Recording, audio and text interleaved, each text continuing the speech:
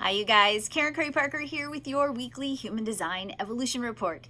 The energy this week gives us permission, if you will, to really get weird. Now, before we go too deep into the evolution report, I want to remind you when we look up the definition of the word weird in the dictionary, weird is something that is fantastical, supernatural, something that is magical and defies, if you will, previous patterns, which is a really good way to think about what we're going to be exploring this week. So before we go too far into the sun and the earth and the weirdness that is the transits this week, I want to review two major planetary shifts that happened this week.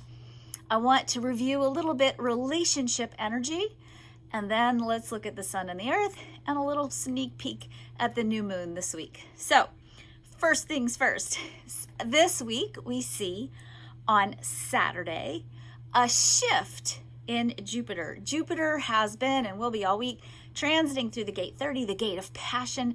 Now, let's remember that Jupiter is the reward of the blessing, if you will, that we receive in particular when we master the work of Saturn. Now, Saturn is reminding us in the gate 13, the gate of narrative, that our job right now, the work that we are here to do, the task ahead of us, is for us to craft a narrative that is big enough, powerful enough, juicy enough to call us forward into stepping into the bigger, fuller expression of the true story of who we are. Saturn is asking us, what old stories, what old patterns do you want to leave behind? Where do you perhaps need to do forgiveness work? Where do you need to look at the old stories that you've been using as key elements of your personal narrative? And how do you need to, what do you need to do to rewrite that narrative so that it is a bigger, better reflection of what you want to be creating, and the fulfillment of your potential. So this narrative piece, we talked about this a lot last week,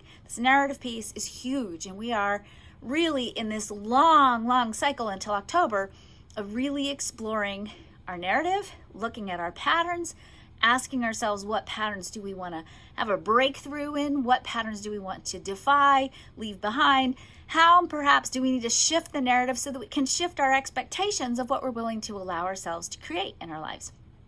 When we do this work well, we get our reward in Jupiter. And Jupiter says, hey, when you tell a story that's big enough, juicy enough, more beautiful, worthy of the true story of who you are, your reward is now, coming up on Saturday, moves into the gate 55. So Jupiter moves into the gate 55 next Saturday. And this 55 energy says, when you tell a story that's big enough and worthy enough, and your ability to use that story as a cornerstone for strengthening your faith, as a pivotal foundational piece of a narrative that allows you to really tap into your right place in the cosmos, that place where you are fully embodying all of your enoughness, the sufficiency of who you are, to the degree to which you now can fulfill the true story of what you're bringing forth in the world. So our faith becomes the source of our blessings. And that faith is fed by the faith in a narrative that is worthy of who we really are. The more that story you tell about yourself, the more that story is aligned with what you really want, not your conditioning, not all those things you thought you should have or do, not all those Band-Aid desires that you think, oh, if I just get the money, then I can go do this. Bypassing the Band-Aid desires and going straight into the narrative that says, I get to create what I want. I get to live how I want to live. When you are telling that narrative, then the faith kicks in, and the faith itself carries us enough to allow ourselves to receive then everything that matches that narrative. This is the driver energy for shifts in consciousness that are happening on a macrocosmic level on the planet, and certainly this theme of faith is huge. It's a theme that's going to carry us and teach us and evolve us over the next 7 years. So faith is a muscle, faith is a skill set. We are being trained this week, as this shift happens with Jupiter, we're being trained to cultivate and strengthen our faith muscle, our faith habit, if you will. If you want to learn more about the Gate 55 and how it's really helping us evolve, if you will, check out my book, The Quantum Human. You can get it on Amazon, or you can download the Kindle, or you can go to my publisher's store, gracepointpublishing.com. Go to the store there and you can order a copy there as well. But in that book, I talk a lot about the role that the Gate 55 plays in the evolution of humanity in the next 7 years. So you might enjoy that. So we're being trained to have faith, and Jupiter's saying, this is your training wheels. You start to get aligned with the idea that you are worthy of receiving everything that reflects your brilliance, your beauty, your magnificence. The more you step into that, the more faith you have that you absolutely can be who you are in the world, the bigger the rewards. That's Jupiter. Okay, Neptune. Neptune finally moves from the gate 22, the gate of surrender, to the gate 36, the gate of experience. And this gate 36 energy doesn't really change the scenario that much, I think, personally. Okay, both of these energies, the 22, this happens, by the way, on Monday, tomorrow, the gate 22 and the gate 36 both come off of the emotional solar plexus pointing towards the throat. They are both energies that have the potential to change our trajectory when our emotional alignment matches what it is we're seeking to create and build. The 22 says, when you stay aligned with faith, there's that theme again, when you stay aligned with faith and you cultivate an emotional energy of service that says, I am here to do what divine timing and the cosmos wants to create through me, and I surrender all of my need to figure out how, all of my need to figure out how am I going to get the money for, all of my needs to figure out how you're going to scrap together the resources. This gate 22 has been teaching us through the lens of Neptune, which is where our spiritual purpose lives, that when we let go and we trust, second phase of faith, right? When we have the faith and we let go and we trust and we act in accordance with that trust, then the universe comes in behind us and lifts us up and brings to us all the resources we need to fulfill what we came here to fulfill. When we shift over, when Neptune shifts over now to the 36 is where miracles live in the chart. It is an energy that defies expectations. It's an energy that gives us the impetus, the signal when the timing is right to go do something totally different, something that breaks previous expectations, something that defies former patterns. So it certainly says that through a connection to source and by anchoring in us the energy of passion and a vision of what else is possible, that when we stay in that excitement of that possibility, that this planetary energy, this Neptune energy, promises to help us break free from old patterns, go beyond our expectations, and to stretch the story of what's possible for humanity. So this is a place where the things that we are inspired to create and do when there's emotional alignment, because when there's not, it's chaotic. So when you're emotionally aligned and the timing is right, and that timing signal, whatever that is for you, depending on your chart, gives you the thumbs up, then whatever you end up creating stretches the edges of the boundaries of what's possible in your personal story and our collective story, and it promises to give us a breakthrough, a pattern change, a miracle, which is really what it is, right? A miracle is just a pattern change, a miracle that can cause us to let go of old patterns, shift our expectations, and cultivate new expectations that are bigger and more exciting and more worthy of the vision that you're holding for yourself. So yeah, the energy shifts a little bit. Thematically, in terms of behavior and how it's going to feel, it's going to be pretty similar. We're still looking at breakthroughs that come as a result of the quality of faith that we have and the willingness that we have to cultivate a vision of what else is possible. And let me just remind you, that's not about the details. That's about holding a vision of the emotional frequency that we're going to be occupying. We don't know the details of how we're going to create peace on the planet.